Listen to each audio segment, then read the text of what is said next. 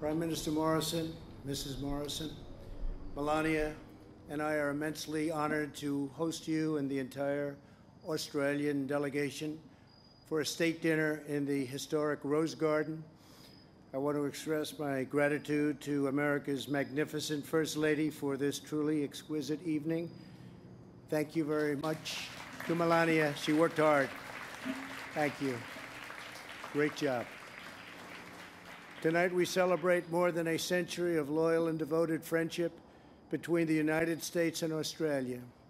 Both of our nations are blessed by the uncommon courage, unfailing commitment, and unyielding character. Our two countries were born out of a vast wilderness, settled by the adventurers and pioneers whose fierce self-reliance shaped our destiny. The first settlers carved out a home on the frontier and forged our defining national traits. Americans and Australians hold within our hearts a great love of family, a profound allegiance to our fellow citizens, a deep respect of law and liberty, and a determination to protect our independence at any cost. It is this free and proud spirit that has always driven our people to imagine, to build, to achieve what others never even dreamed possible. From the wide-open landscapes of the West and the Outback rose up cowboys and sheriffs, rebels and renegades, miners and mountaineers. Against incredible hardships, our people have produced abundant harvest, pushed the bounds of science and exploration, and created timeless masterpieces of art, music, and culture. The defiant spirit of our people has also armed our nations with the strength to overcome any foe that dares to trample on our sovereignty, threaten our citizens, or challenge our freedom. This evening, we honor every Aussie and American hero who has paid the supreme sacrifice so that we might live in safety and in peace. In June of 1940, during the Second World War, a renowned Australian writer published a song in the Australian Woman's Weekly. The song rallied the entire nation, and it remains an inspiration to patriots everywhere. Its lyrics are now printed on Australia's $10 banknote. The poem concludes by reminding the world that Aussies will always defend their cherished homeland. And it says, "We are the sons of Australia, of the men who fashioned the land. We are the sons of the women who walked with them hand in hand. And we swear by the dead who bore us, by the heroes who blazed the trail, no foe shall gather our harvest or sit on our stockyard rail."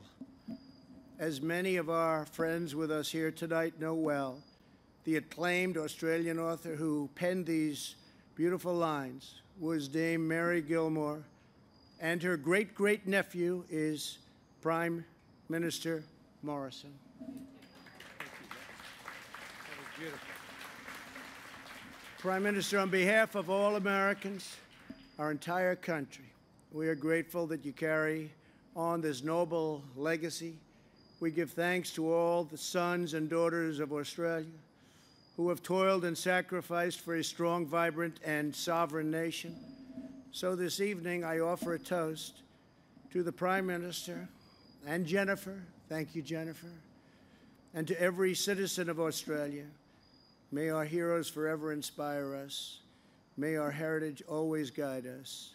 May our values always unite us. And may our nations always remain the home of the proud and the brave and the free. I'd like to raise a glass to very special people and a very, very special country. Thank you.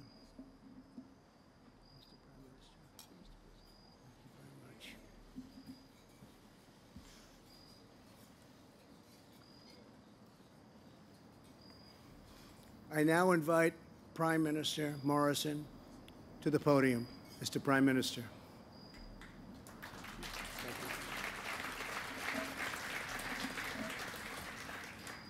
Well, he got me. Dame Mary, my great-great-aunt, would be very, very proud. Mr. President, First Lady, Mrs. Trump, thank you so much, Mrs. Trump, for the amazing night you've created for us here. Ladies and gentlemen, friends, Jenny and I are truly grateful for this wonderful honour and the hospitality that you, Mr. President, and the First Lady have extended to us and to our country as we join you here tonight in the home, your home, and that of the American presidency. This, of course, was once the home of President Teddy Roosevelt, who I've always greatly admired. He was also a New Yorker. That's true. He was also unconventional. He was no captive of the establishment. He was also accomplished. Indeed, some might say a maverick. But he was his own man. He was a doer. And above all, he was inspired by the great character of the American people. There is nothing he believed his nation could not do. And this is the heart of American greatness. Mr. President, your belief in America and its people echoes this great spirit of that great president. And it's backed up by your life's experience and the passion and work of your presidency.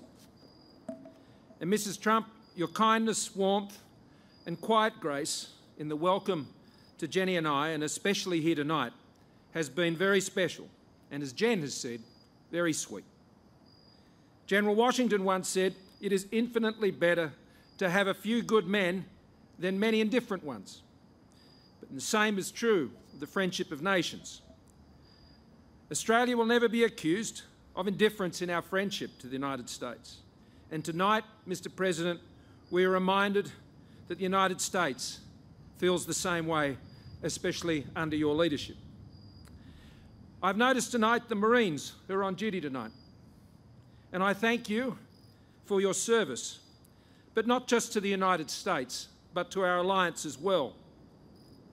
In 1943, the US Marine 1st Division was engaged in the first ever large-scale US offensive against the Japanese at Guadalcanal. At the same time, Australian forces were in New Guinea, also locked in the fiercest of battles against the Japanese. We both prevailed, each doing our bit, each carrying our own weight. When the US Marine 1st Division arrived in Melbourne after 6 months of heavy fighting, they were welcomed with a rendition of the Australian folk anthem, Waltzing Matilda.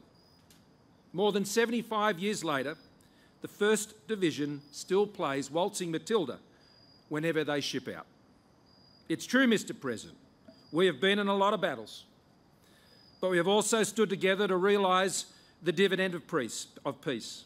Prosperity that comes from our embrace of enterprise and free markets and the rule of law, our great immigration societies, education, liberal democracy and a commitment to the fulfilment of human potential. This has been importantly included in our work together to expand the frontiers of science, technologies and exploration, to reach into space as we first did together 50 years ago, when you launched and we kept Apollo 11 in contact through the Honeysuckle Project with Earth, and we beamed those most famous of images of all time to an enthralled and inspired humanity. Events that no doubt inspired a young Andy Thomas from Adelaide, who's with us here tonight, to launch into space on the Endeavour almost 30 years later. And now we hope to do this again under the vision of your presidency, Mr. President.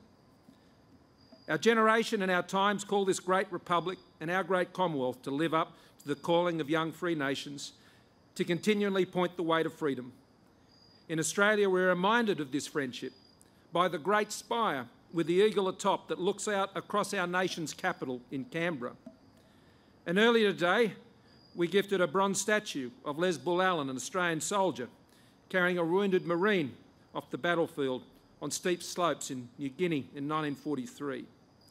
For his gallantry, he was awarded the US Silver Star and the Military Medal whilst fighting alongside US troops. Mr. President, we would be honoured if you would permit Australia, as our gift, to erect a life-size memorial of this image here in Washington at a place of your choosing, as a constant reminder of our dedication to our American friends and the bonds we have formed. But for now, ladies and gentlemen, please join me in a toast.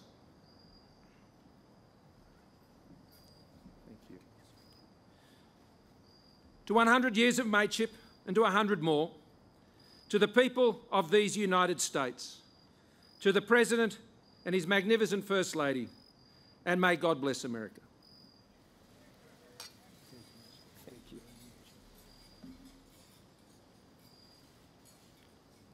Well, thank you. Beautiful.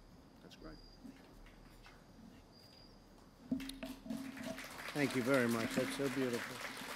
Oh, thank you. Thank you, Scott. I would now like to invite a very special person up to the podium to say a blessing. Reverend Franklin Graham. Thank you. Franklin, thank you very much.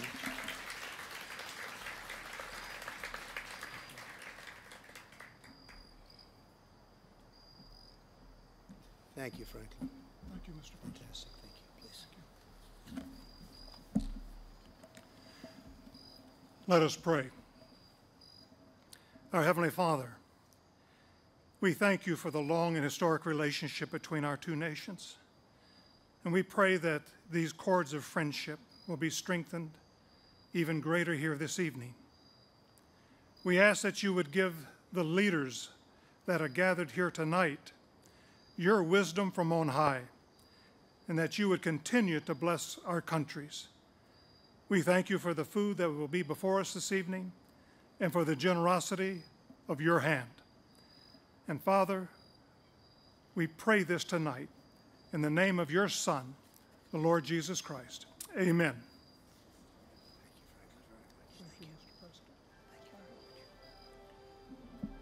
Enjoy. Thank you very much, everybody.